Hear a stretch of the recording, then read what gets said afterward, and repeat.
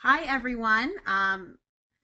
Welcome to this morning's webinar on creating standout Columbia Business School application essays. I'm really looking forward to diving into this topic. I love Columbia. I'm a graduate of there, and I love helping people work on their application essays. So this is a perfect webinar for me to be leading. Just a few quick things before we get started. I wanted just to introduce myself. My name is Rachel Beck, and I'm a senior consultant at mbaMission. I help people work on their applications from start to finish, and I'm very committed to the process and helping people achieve their career goals and their business school goals. We feel really fortunate to be here today, a guest of Beat the GMAT and part of the Write Like an Expert series. This is a great opportunity for us, and we thank them for having us. Right after this, there'll the chat party, which has been going on this morning and will continue. We'll return to the school's comment wall on the Beat the GMAT website, so be sure to go there after. I'll try and show up there probably about 45 minutes after the presentation ends and try to take some of your questions. I won't be there all day, but I'll be bouncing in and hopefully out every now and then. So we're going to start the presentation. As I said, I'm a graduate of Columbia Business School, also a graduate of Columbia Journalism School. I had a 2-decade career as a journalist for the Associated Press, so I come with that nice writing and editing background, that strong passion for business school, because I think everyone should have the opportunity to go and learn from that. And I have mentored countless people over the years in my career. So this job is a terrific opportunity for me to bring all of that together. So let's begin the presentation so we can dive in because we have a lot to cover today. So this is our table of contents, and we're going to be spending the first part kind of looking in the mind of the CBS admissions officer and just what they're going to focus, or the admissions office, what they're going to focus on. Then we're going to spend a little bit of time talking about creating standout Columbia essays, because that's why people are here today. And the Columbia essays this year, they have some tricky components to them. So hopefully I can help you on that. And then we'll talk about application strategies. I'll tell you a little bit about mbaMission, and then I'll be happy to stick around for a little bit and answer your questions. So inside the mind of the admissions office, here's where we're going to begin. I'm going to try and use my pen here. Let's see if that's going to work. Okay, then where is it? All right, maybe it's not working. Oops, here we go. Okay, so one of the big things that admissions officers have to deal with is the idea of managing scarce resources. At Columbia, they have over 5,000 applicants, and they're trying to seat 740 spots. I mean, they take a little bit more than that, but they're basically have way too many applicants for the number of spots they have. And they also have to appease all these different stakeholder groups. For instance, professors. Professors want a class full of people who are obviously really bright, really interesting, and really fit with the school. Something that I want to say that's really important is the professors don't want a school. Columbia kind of has this finance reputation, which I don't believe it to be true at all. I was clearly not a finance major, and plenty of people who attend Columbia are not interested in finance. But if the class was only filled with Wall Street types and investment bankers, then the discussion in the classroom would be really boring. No offense to any of the people out there that are in banking or work on Wall Street. But my point is that the professors want smart people, but they want people from different backgrounds, and they want them to kind of fit. That fit is, who are you? What's your personality? What's your interest? Those are what's important. Then there are the students. The students obviously care a lot about the academic component, but they also, want to see that social fit. The students who are actually there now too, the second year students, they want a community of people that really want to achieve great things and want to join in that community. So it's another thing the admissions committee has to take into consideration. Then there are the alumni. And the alumni want people who are on their way up. They want that leadership potential. And at mbaMission, we talk about that all the time. You don't need to be managing anybody to enter business school, but you need to be able to showcase what we call this leadership potential. So what do we mean by that? That's somebody who really stands out in the crowd. It's somebody who takes risks, takes initiative, makes decisions. So alumni want people who are on their way up and rising through their careers. What do the recruiters want? The recruiters want the same thing. They want great opportunities in the class. They want that great leadership potential. They want people who are really rising in their careers. And the dean wants everything. He wants people who are really bright. He wants people that fit with the community socially and academically. He wants people who have this great leadership potential. And the dean is, as we say here, is the brand steward of the community. He wants to make sure all those pieces are working together. So when you're on the admissions committee, it is definitely not easy because you're trying to please all these different people. So what is the admissions committee really looking for? Okay, so they're looking for people who are able to kind of have that reflection component, that self-reflection. So chances are in your life, everything isn't always coming up roses. It's not just a smooth rise to the top. It's your ability to look at things in your life and see how they impacted you and figure out ways that you've gotten around hurdles and really achieved things. And that's a consistent theme in the applications, but also in the curriculum. It's that self-reflection that's so important. Additionally, they're looking for simplicity, okay? This is something that comes from the Harvard application, but it works so perfectly in any application. Just answer the question in clear language that those of us who don't know your world can understand. Something that I work on all the time with my clients is that I say to them, you absolutely need to take the business jargon that you're so used to and get rid of it. Just get rid of it because no one else can understand such jargon. You need to make things simplistic and engaging so that people can really, really understand. Then there's the idea of seizing the moment. You don't need to, I always say to people, you don't need to have climbed any crazy mountains or sailed across any oceans in a boat by yourself, and we have here, you don't have to be the heir apparent to Mark Zuckerberg, the founder of Facebook.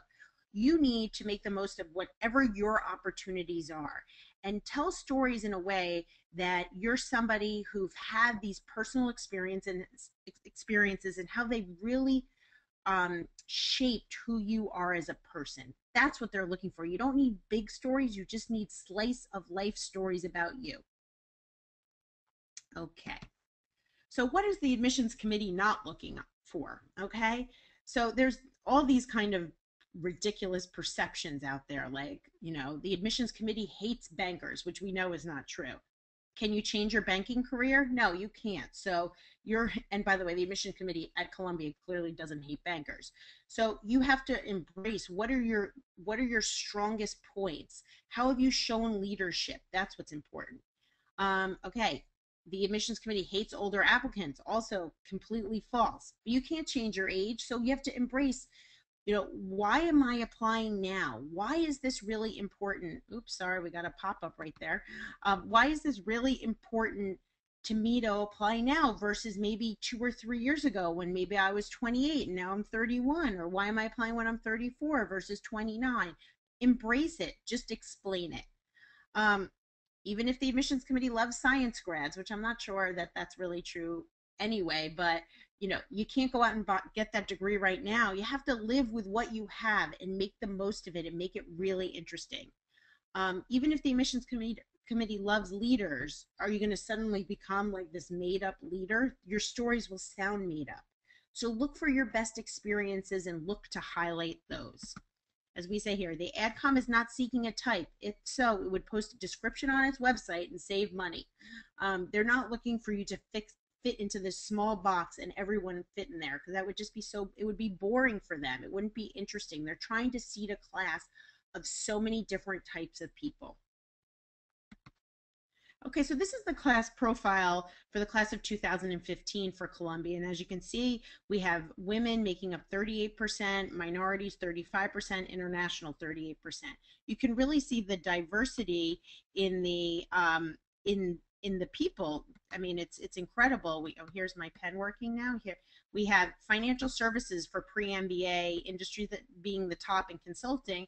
But we have lots of other things. Oops, my cursor didn't work very well there. Going down this list, there's lots of different types of fields that people have gone into or have come from. So that's important. Just because you are in one of these two categories doesn't mean that you can't get in if you're from this category. In fact, you're a nice differentiator. So keep that in mind.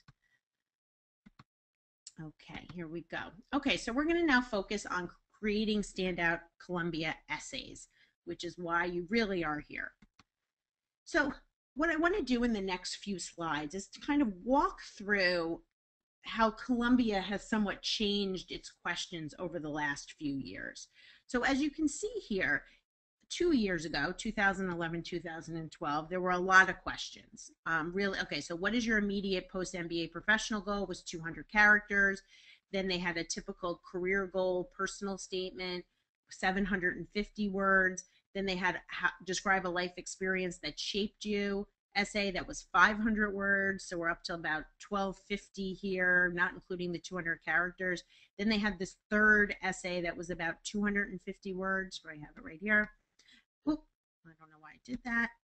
And where you got to pick one. Oh, I don't know why that happened. One of the three ideas that they had here. So there was a lot of ink that you had to produce, about 1,500 words, lots of different types of things that you had to dive into. That was 2 years ago. Now last year they changed it up a little bit. They kept that immediate post MBA goal, 200 characters. They kept the career goals essay, but brought it down to 500 words. Then they just made this, describe why you were interested in becoming part of the Columbia community, which they made 250 words. And then describe a personal experience and how it has influenced who you are today, which is the same essay as the year before, 500 words. So it sliced off 250 words, yes, really from the career goals essay. So where are we now? Because that's why you're here. Following the trend of lots of schools, which seem to be reducing word count, which I'm not exactly sure what does that mean next, as people begin to do interviews at Columbia. Given that it's rolling admissions, we're starting to see that people are starting to get interviews. It'll be interesting to see if the interview format changes at all. So what is your immediate post MBA professional goal? Now this is has been brought down to 100 characters, much smaller. Okay, 100 characters is like barely a sentence. It's like less than a Twitter feed. They changed the career goals question a little. Given your individual background, why are you pursuing a Columbia MBA at this time? So that's 500 words. The question is a little different than in the past. Columbia Business School is located in the heart of the world's business capital, Manhattan. How do you anticipate that New York City will impact your experience at Columbia? So this is 250 words. And what will the people in your cluster be pleasantly surprised to learn about you? This is 250 words. So they've changed it down to about 1,000 words. And as we will go through, they've made some noted differences. Okay, so what themes do we see over the years? As I was discussing, the immediate post-MBA goal question is getting shorter. So that transition happened from 2011 to 2012. The strong focus on applicants' knowledge of CBS. You really need to know a lot about Columbia to apply to Columbia. It is not one of those schools that's asking you questions just related to your own life. You are going to have to know about that school. There's a push to force applicants to get personal and more authentic. So they're really asking you to give more information about yourself, what drives you, what motivates you.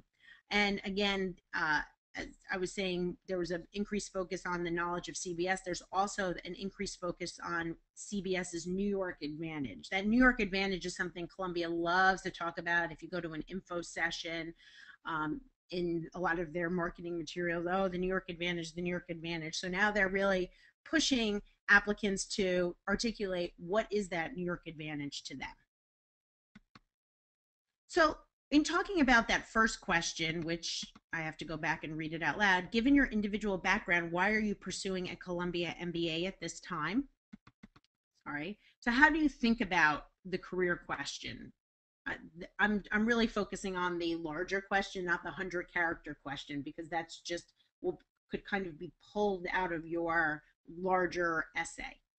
Okay, so most importantly, don't pretend to be anything you're not. We kind of hit on this a few minutes ago. You have to set those honest career goals that are realistic. So if you're somebody who has been in consulting and wants to move to brand management, but you feel that Columbia is a finance school, so you're going to package yourself as a finance person, like, don't do it. It's not going to work. You have to lay out your story so that it's honest and that your career goals really come from the heart and you've really done your research. That's so important. They'll be able to tell that legitimacy.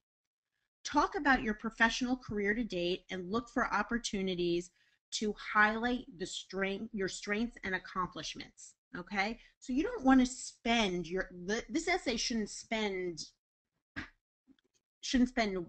pages and pages or paragraphs and paragraphs talking about your past, but your past in a lot of ways is an important stepping stone to your future.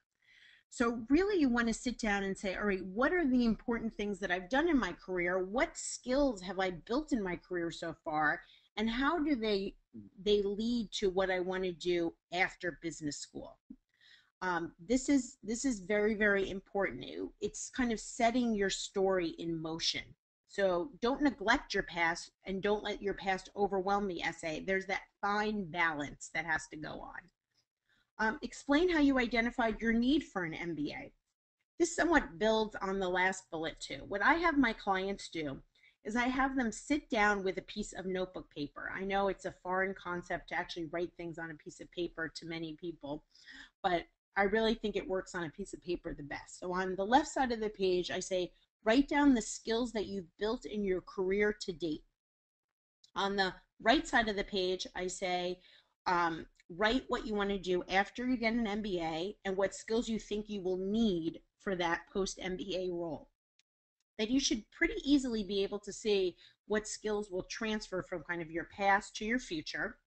And you should also be able to see what skills you need to build in a business school program so that you can attain and succeed in that future career. It's a very easy way to kind of isolate, why am I going to business school? You're not going to business school to network with people. You're not going to business school to explore opportunities to find yourself.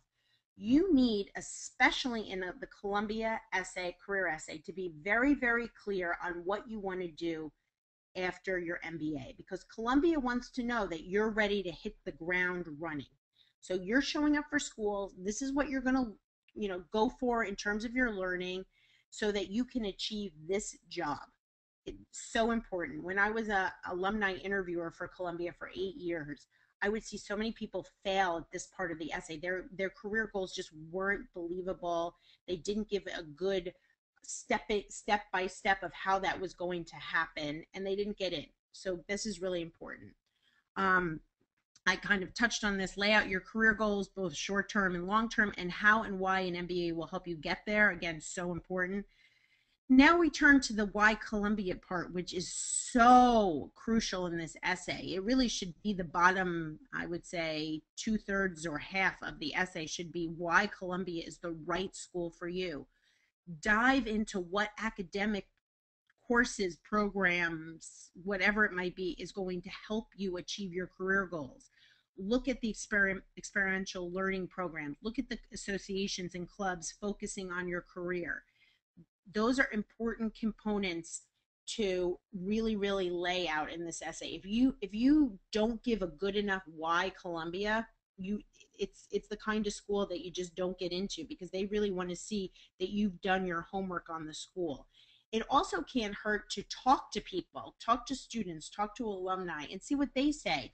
A lot of times I'll suggest to my clients, if you're interested in joining a club, let's say, then go ahead and call or email, not call, email. Let's say I wanted to join the Green Business Club because I was really interested in social enterprise and environmental issues.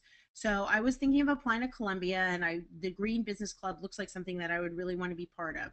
So go ahead, call the email the head or one of the officers of the club and just say, hey, I would love to connect with you and hear a little bit about, what goes on at the club and you know, what you've gotten out of your Columbia Business School experience and what courses have you taken and how has that helped you with, your career. They'll call you back. They'll meet you for coffee for 10 minutes. So don't be shy about reaching out. And those components, those meetings can also be woven into your essays. Okay, so now we're talking about the New York City question. Sorry, I should have put the questions right on top, which I didn't do. But this question, Columbia Business School is located in the heart of the world's business capital, Manhattan. How do you anticipate that New York City will impact your experience at Columbia? So a 250 word question. Here we go. So the first step that I tell my clients to do in this is determine what you will need to get from your educational experience. That's the first thing. And then address how New York City will help you achieve such goals. Okay, that's very, very, very important. You want to lay out, all right, why am I going there? What do I need to get out of this experience? Okay, so we stress in this essay a lot, avoid the very predictable ideas.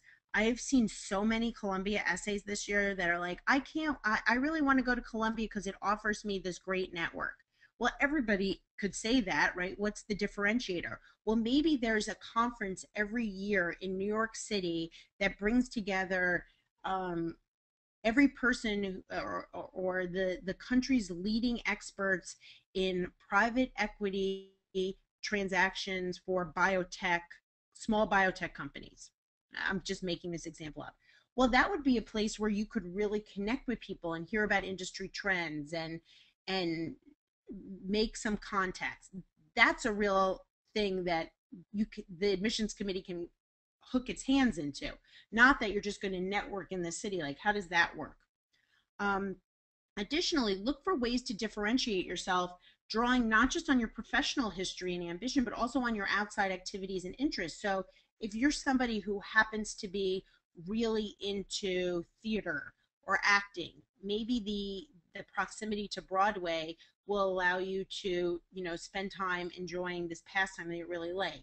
Maybe you've spent the last 4 years being part of a tutoring program for disadvantaged children, and being part of Columbia gives you really easy access to continue that and kind of sharing that passion with this new community that you're going to be part of. So that's how you have to frame that answer. It's a hard question because you're not sure how am I supposed to dive into this. So I say pick 2 or 3 things that you want to get out of your educational experience. Also look for things that you think kind of relate to that in your own profile and start tying those things together with New York City. And lastly, we're going to talk about the pleasantly surprised question. So before you write a single word in this essay, you should sit down and think about, okay, so what have I not told the admissions committee about yet? What thing about me or things about me do they need to know? You can look for ideas that highlight your character, definitely, because that could be something very pleasantly surprising. You don't need a big story. They want to get to know you by learning more about an interesting aspect of your life. And something I wanted to point out is like the idea of being pleasantly surprised can be really viewed in 2 ways. It might be a personality trait that they find very pleasantly surprising, or it might be that you started something or involved in something that is very pleasantly surprising. All right. It's kind of that unexpected part of you. So, kind of broadening that definition of how to look at it might help you as you pull together your ideas. Now, this essay really is about, and all essays are about engaging the reader, but think of creative ways to enter this essay so it's really captivating, so that the person really wants to read it. It's 250 words, which is probably 3 paragraphs or 4 paragraphs at the most. It's not hard. Okay, important. This is a very, very important thing here. Do not tie your responses I'm going to put this here. I'm making X's here, responses to Columbia Business School. They aren't asking you to say how you're going to contribute to the school or your cluster. You don't have to say like, so I'm going to my cluster mates are going to be pleasantly surprised when. You don't have to answer it that way. It's assumed that if you've made it obvious that this is pleasantly surprising to them. So keep that in mind. So something I wanted to just talk about is the idea of kind of showing color in your stories. This is something that you can use for Columbia, or basically every school requires this. It's the ability to kind of take the basic, the black and white, the flat, and bring it to life. That's the color of your life. So in the idea of somebody's a Chinese citizen, what's the color of this story? He grew up in a rural village. He's the only one in his family to go to college. He is the only person in his entire class that left for the United States. Like suddenly there's a story there. Led successful fundraiser for a nonprofit. Think about how, oh my goodness, I'm sorry. I forgot my telephone was not plugged. Sorry about that.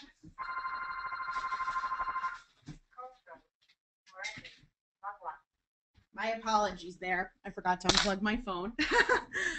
Mistakes happen. Okay, led a successful fundraiser for a nonprofit. So what's more interesting?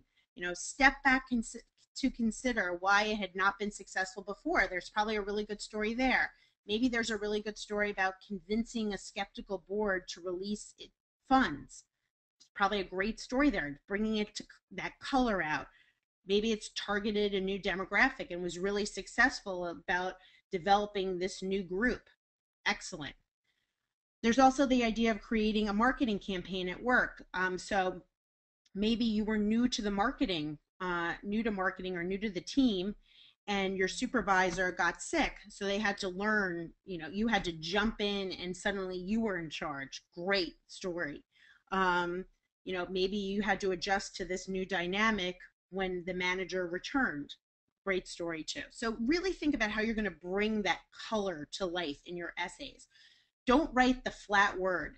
We talk about show versus tell all the time at mbaMission. And if you go to our blog is terrific. If you go to our blog and kind of search show versus tell, a blog post will probably come up, and it will really highlight this example. Like a tell would be, I'm a Chinese citizen and I came to the US. That would be the tell. The show would be like, I was born in northern China and my parents never even went to school, and my siblings still live there, but I was self-taught and ended up going blah blah blah. You see what I mean by that? Okay, so when we talk about essay ideas, something very, very, very important that we discuss constantly with our clients is the idea of multi-dimensional brainstorming, where you sit down and you explore everything about your life, and then you try to tie themes together of different parts of your life to kind of build your story. So let's just talk about Bob here. Bob is a project manager at whatever company he's working at company XYZ. And Bob is managing 7 consultants, and the company is failing. It's not a good thing. So here are just some potential ideas just coming out of that immediate story of the project manager. How did you forge a unified team of 7? Great essay topic. Did any team members require special attention? Potentially another good topic. What was your relationship with the client like? Another good topic. How did you motivate demoralized employees? Great. Did you face any ethical issues? Yep. And how did you manage your project internally? So if you look at all of those are 6 different potential essays that just come from this one story. And that's where the beginning of this multi-dimensional brainstorming begins. Okay, so now we're going to kind of also, and I'm sorry to go back here, Bob also is the health, obviously I keep doing that, the health community leader. He's also on the theater board. He also happens to be a great grandson. So these are other things in his life that he's involved in. So as the project manager, here are some of his accomplishments and challenges. lobbied the client and created incentives for demoralized employees to complete work, managed high performers' ego and facilitated growth by balancing team interests, completed key projects ahead of schedule, earned follow-on business, was the only project manager. On the health committee, and this is, if you were sitting down, if you were Bob and you were planning out your business school applications, you would sit down and you'd put together this whole brainstorming document, which if any of you have our book, The Complete Start to Finish MBA Admissions Guide, there's a sample brainstorming document in there where you could kind of dive into how to highlight your stories. So then moving to the health committee, this was important. He overcame internal skepticism and developed a fitness program with no budget. He conducted a wellness retreat with another firm, and in the midst of the salad challenge, he also did a weekly yoga program. For the theater board, he navigated a difficult board dynamic and achieved harmony. He fundraised and led the board to its active recovery. He became the president. He's very hands-on. He led marketing campaigns. He grew ticket holders by 100%. As a grandson, the grandmother couldn't travel alone, so he took her to Hungary for a week, completed joint fundraising for a medical charity close to her heart, and raised a significant son. So that's kind of like, these are Bob's stories. This is his stuff going into the brainstorming. So how do we connect them? So let's think about, what would the admissions committee already know? All right. So we would know probably from the resume that he completed the key project ahead of schedule and earned the follow-on business as the only project manager. He developed the fitness program with zero budget. He grew ticket holders by 100%, and he conducted the wellness retreat. So those are just kind of your basic stuff. What do we want them to know about Bob? Okay, we want them to know that he has these strong persuasion skills, that he's compassionate. That's always a great thing to show in your essays, that you're a compassionate person. You're committed to self-improvement, huge. If you're somebody that reflection piece that we talked about earlier comes into play when you're able to see where you've had bumps along the way and how you've improved yourself, and your his willingness to take risks. So all those are very important. So how can he demonstrate these characteristics in his essays? So let's say he wanted to highlight the strong persuasion skills. There's a few different parts of his life that could be brought in. The evidence, as we see here, could be that he, convinced, here's one right here, he convinced demoralized employees to work. He convinced the health committee of the need for a fitness program. Those are two separate stories from his life which show that strong persuasion skills. How could he highlight compassion? He knew his grandmother wanted to see Hungary, so he took her. He knew the medical charity was important, so he got involved. Great. Committed to self-improvement. His striving to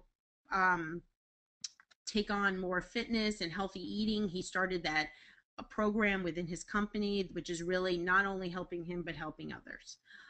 Willingness to take risk, argued against skeptics. That's always a good thing when you're, willing to take risks, is when you're willing to go against the grain.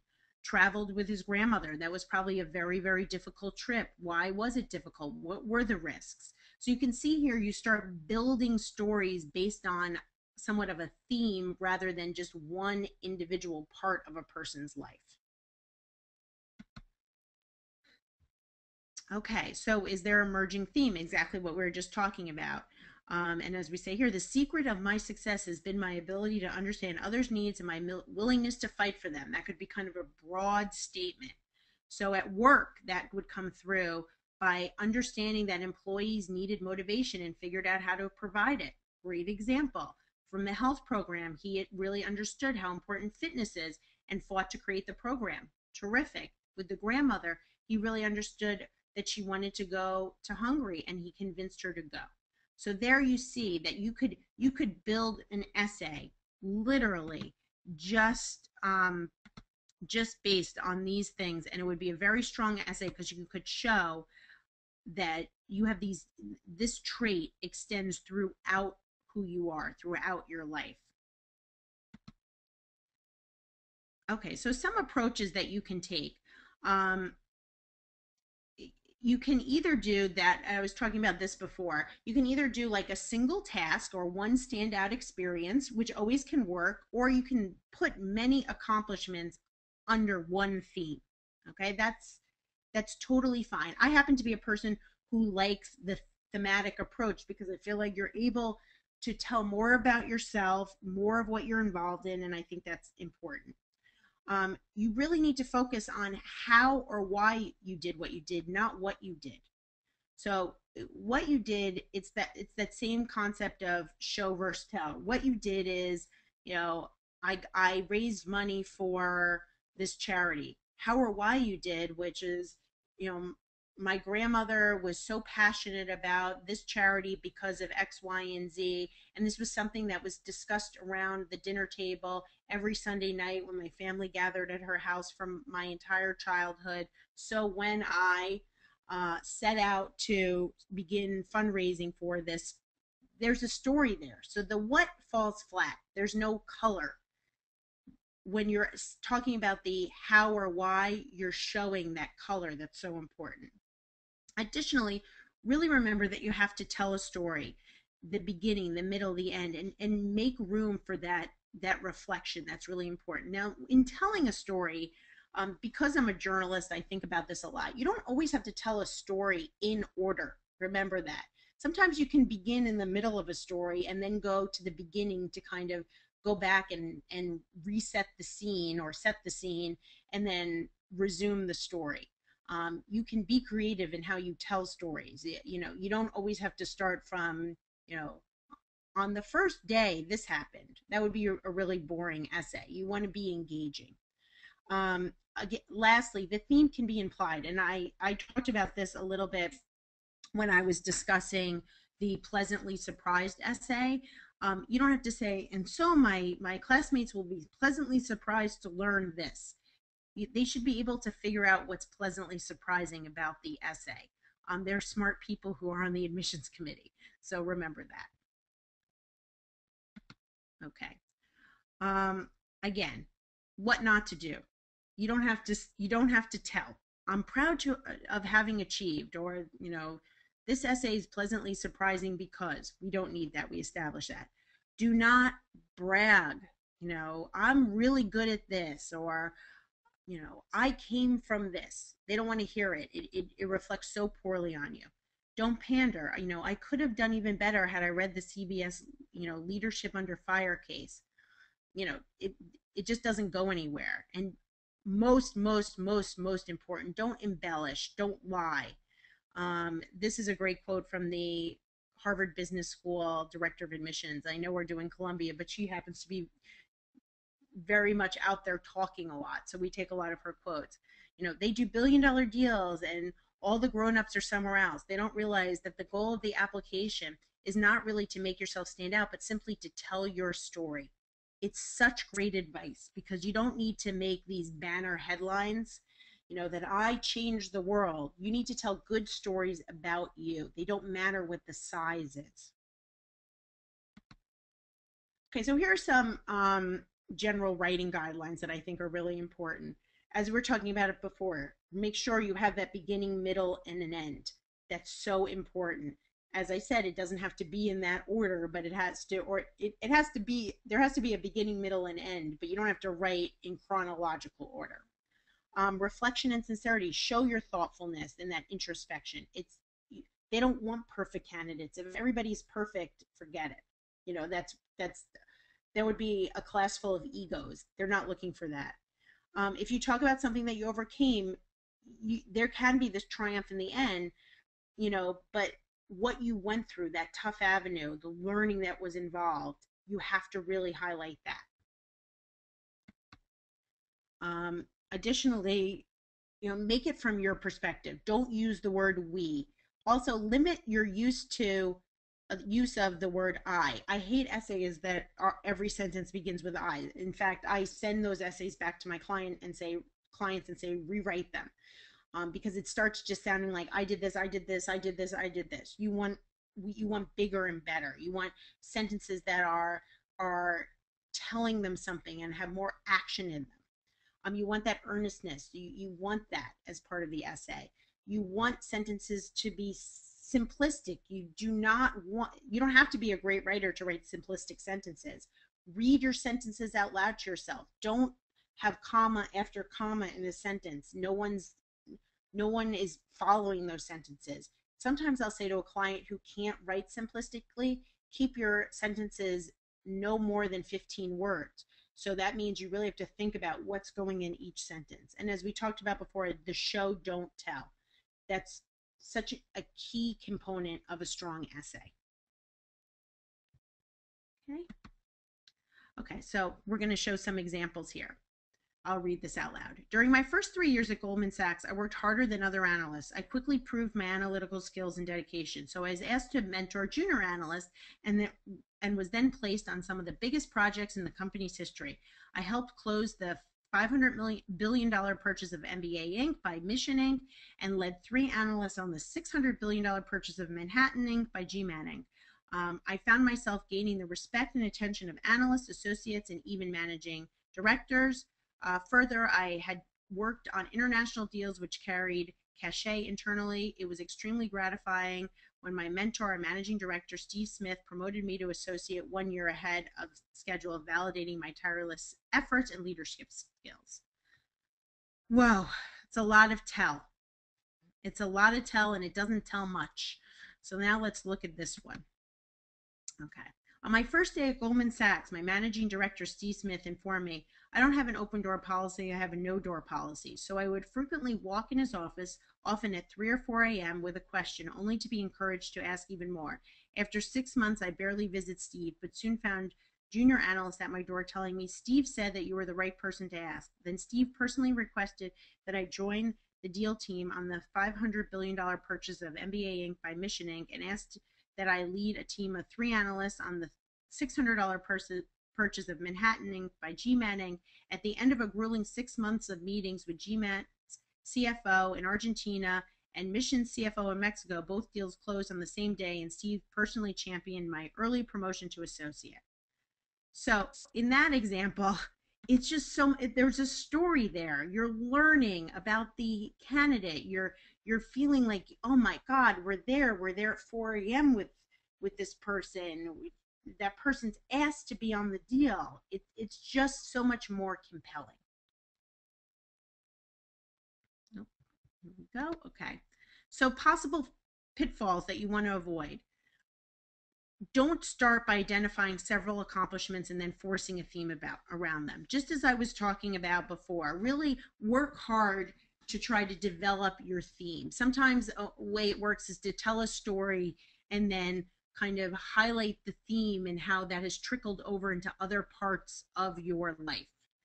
Do not recycle essays from one school to another. There's a great tendency for people to want to do that, and it doesn't work. It reads like it's a recycled essay. Don't repeat information available elsewhere in the essay application without adding something new. Remember, it's scarce real estate. So if you use up space on something that you already have somewhere else, you're kind of it's that opportunity that you're letting go. You could have been using that for something else. Don't tell all. Be judicious. Like, you don't have to tell them every last detail of every last thing you've done.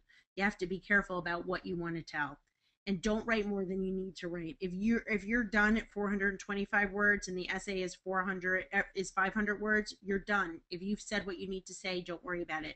Don't just fill in to fill in. Okay, application strategy. Some things I just wanted to point out about Columbia's application process that I think are useful is they do have an early decision round, which is in early October. This is a great opportunity to get your application in. I tend to think that a lot of people who are applying early decision are people who, well, they are people who really want to go to Columbia. They're also not up against people who typically want to go to Stanford or Wharton or HBS, because those people are not going to apply early decision. So it's a great advantage. If that's the school you really want to go to, get that application in early decision. Columbia is also rolling. So they are reviewing applications as they come in. They do not wait till all the applications are in and then go through them. So it's really first come, first serve. So they are already reading applications for early decision in the January term, and people are already getting in line um, for regular admission, because as soon as they finish doing the J term and early decision, they're going to dive into the regular admission.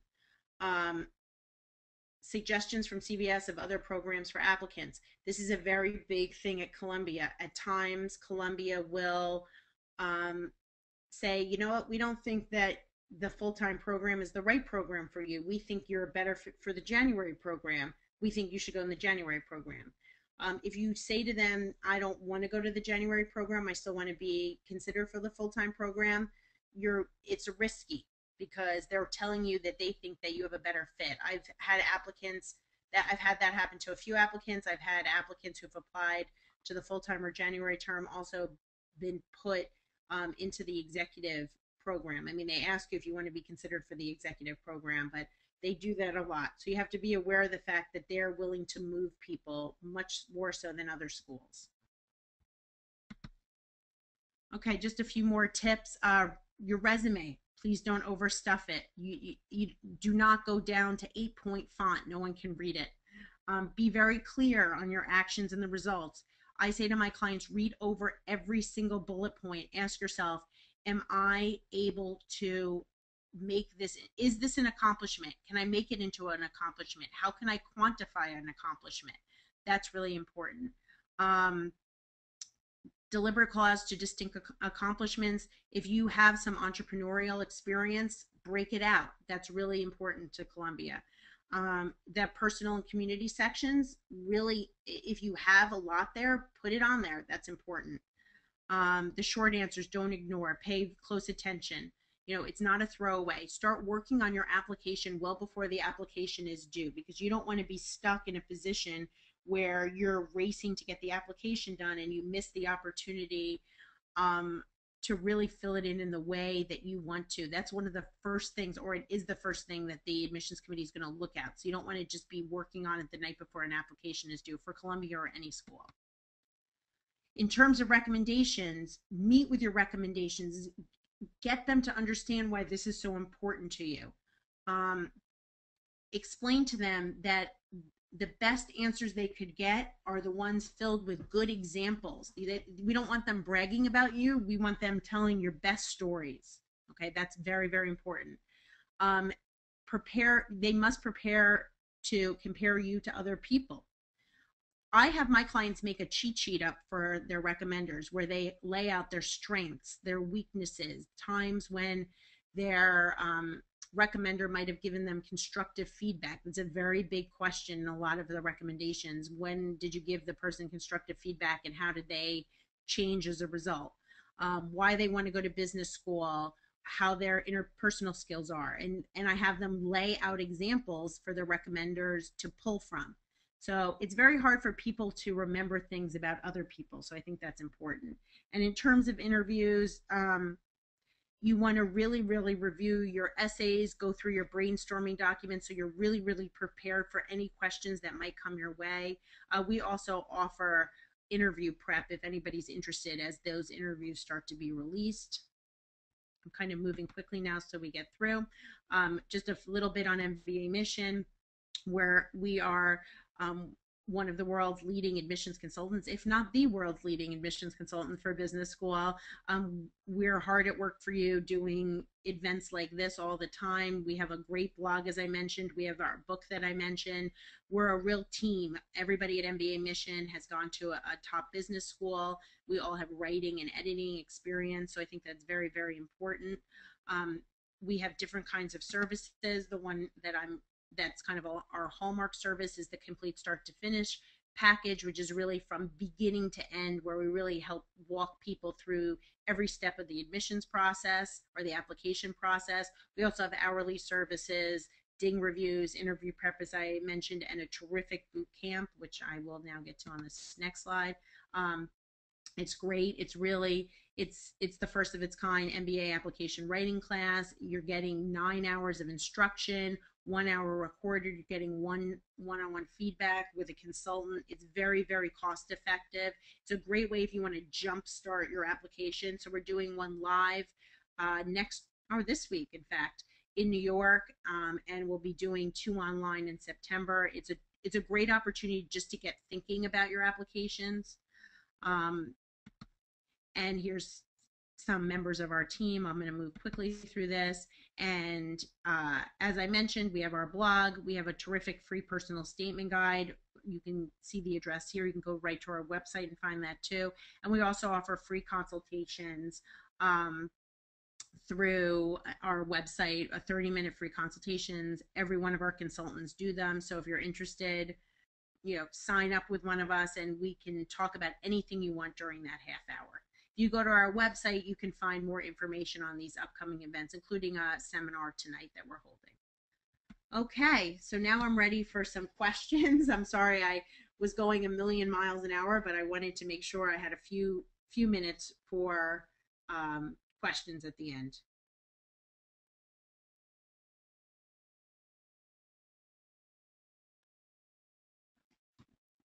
Oh.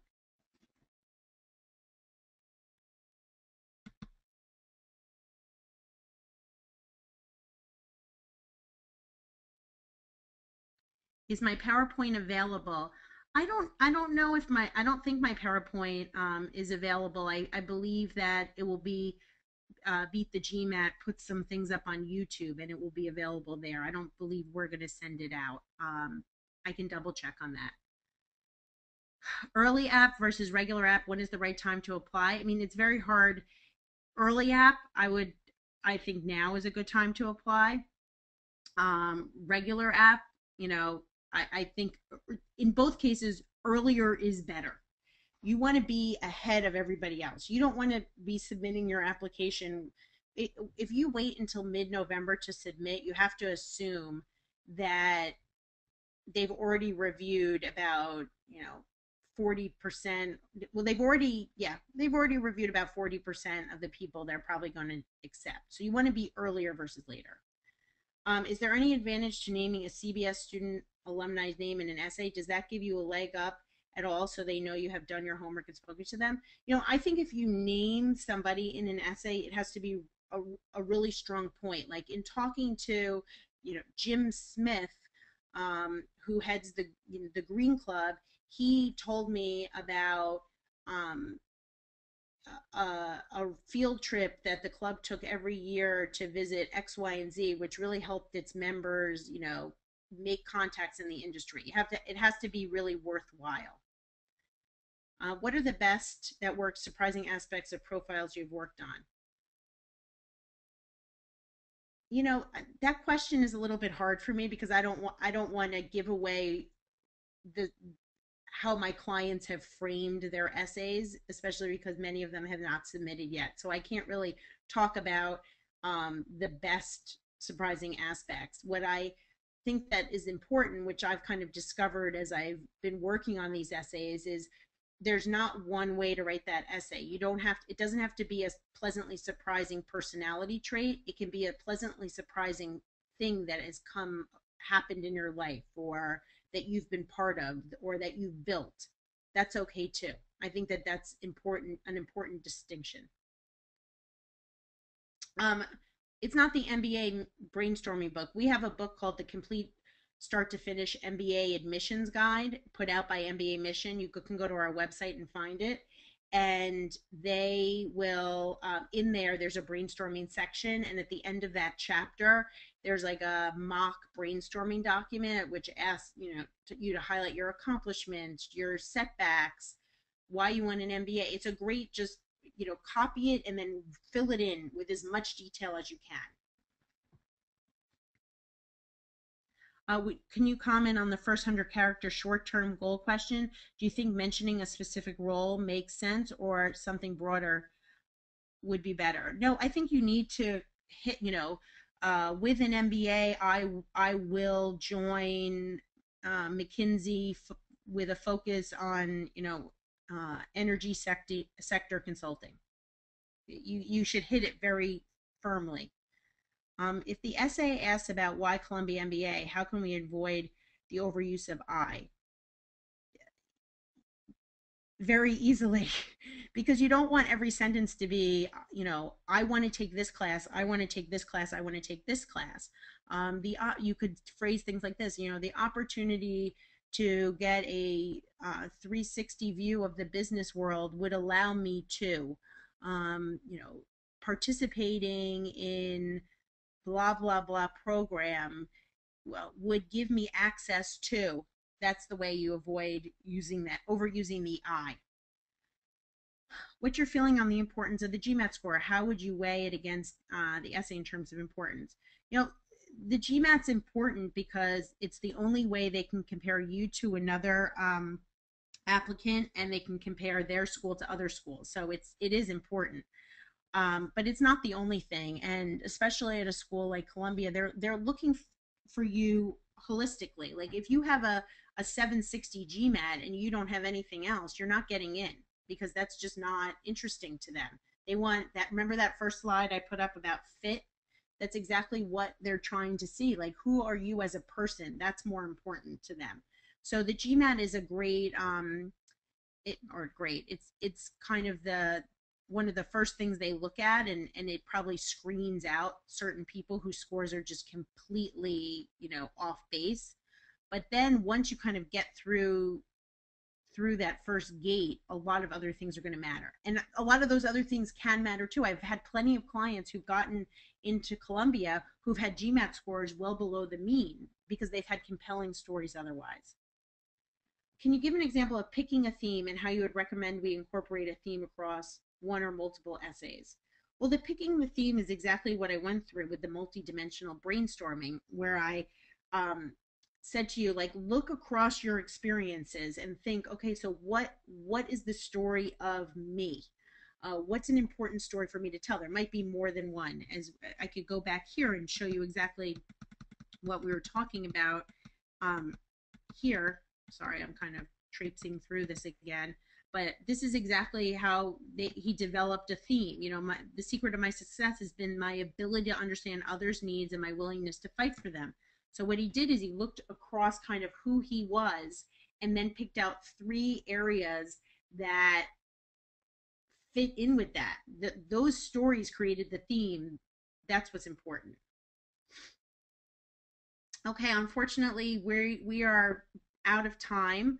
I hope that this session was useful to all of you, and I will be bouncing in and out of the chat room today, and I hope to see some of you there.